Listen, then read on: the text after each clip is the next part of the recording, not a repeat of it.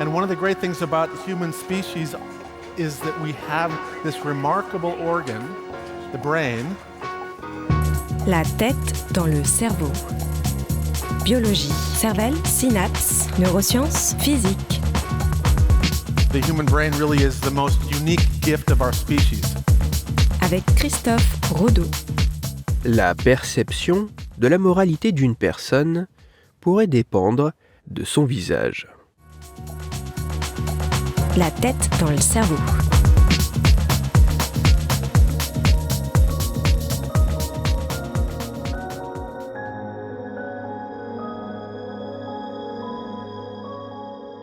De Voldemort à Victor von Fatalis, en passant par Scar, les méchants présents dans la culture populaire ont fréquemment une anomalie visible dès le premier regard sur leur visage.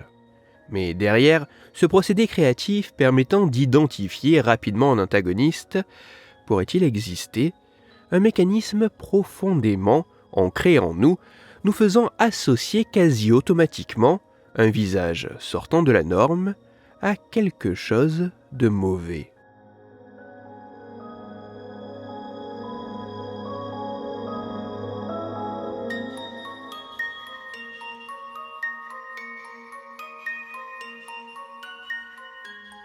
Au travers de 2 expériences impliquant un peu moins de 450 participants, des chercheurs de l'Université de Pennsylvanie ont mené une étude afin d'identifier si la perception que l'on se fait d'une personne et le comportement que l'on a à son égard pouvaient être biaisés par la présence d'un élément jugé comme une anomalie au niveau de son visage.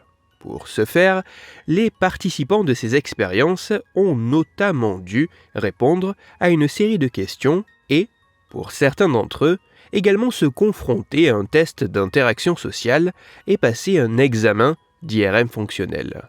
Les scientifiques ont ainsi évalué les attitudes, les comportements et l'activité cérébrale des volontaires face à des images de personnes ayant une particularité appréhendée comme disgracieuse au niveau du visage.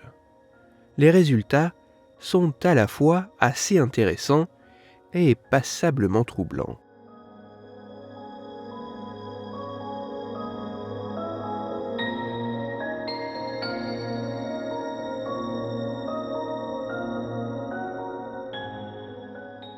Face à une personne jugée comme ayant une particularité sortant de la norme au niveau du visage, notre attitude, aussi bien que notre comportement et notre activité cérébrale, semblent se modifier d'une manière bien particulière.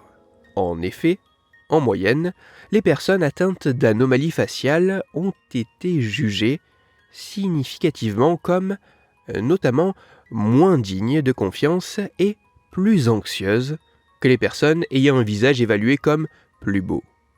Cette attitude plus négative semble également se retrouver au niveau du comportement.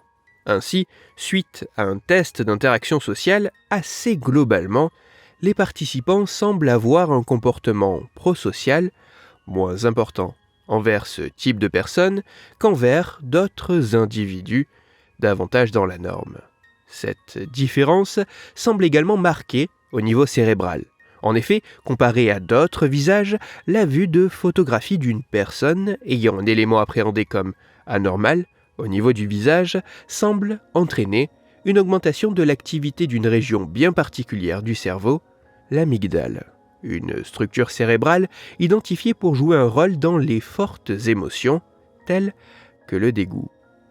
Il semble ainsi exister une sorte de biais cognitif profondément ancré en nous, poussant à traiter les personnes ayant un élément jugé comme une anomalie au niveau du visage d'une manière assez péjorative.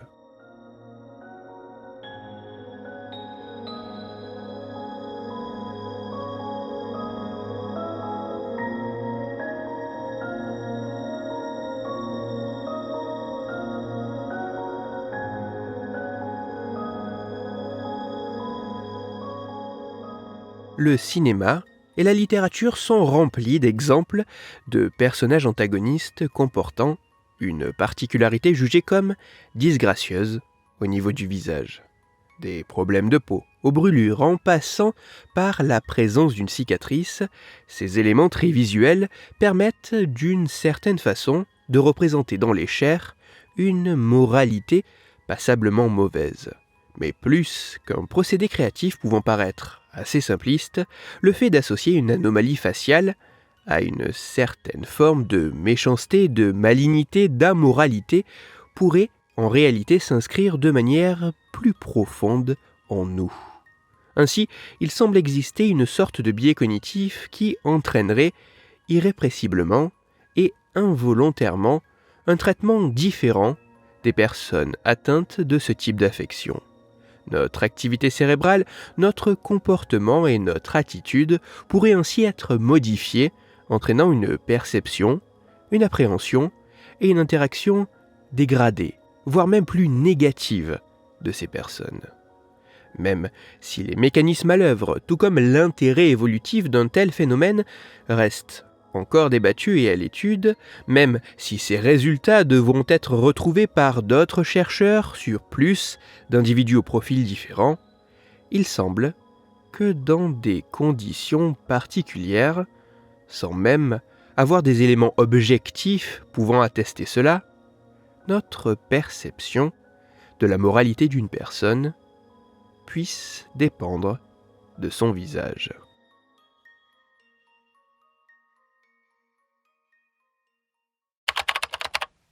Toutes les références scientifiques m'ayant servi à écrire cette chronique se trouveront sur mon site Cerveau en argot. Vous y retrouverez notamment l'article scientifique dont je n'ai fait qu'effleurer la complexité et la richesse et que je ne peux que vous encourager, si vous en avez la possibilité, à parcourir dans le détail. Les biais cognitifs sont vraisemblablement présents pour simplifier le traitement de la complexité du monde autour de nous. C'est par la connaissance de leur existence qu'il semble possible de mettre en place des mécanismes conscients de contournement pour tenter de pallier à ces automatismes qui peuvent apparaître dans certains contextes totalement aberrants, au moins d'un point de vue moral.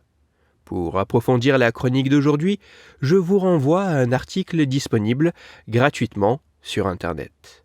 Cet article a pour titre « Pourquoi les méchants des films ont-ils souvent une cicatrice sur le visage ?» Il est écrit par Marion Deveuvé et il est à lire sur le site scienceetavenir.fr. Dans cette chronique, il était question d'un mécanisme nous guidant à notre insu. C'est pour cela que je vous renvoie à l'épisode numéro 136 de La tête dans le cerveau. Dans cet épisode, vous découvrirez ou redécouvrirez qu'il semble exister un mécanisme nous rendant particulièrement aveugles aux plantes présentes autour de nous. Pour parler cicatrices et grands méchants iconiques, ou plus sérieusement, afin de discuter science et cerveau, vous pouvez me retrouver sur Twitter, @Christophe_Rodo, R-O-D-O, sur la page Facebook de La tête dans le cerveau et sur mon blog Cerveau en argot.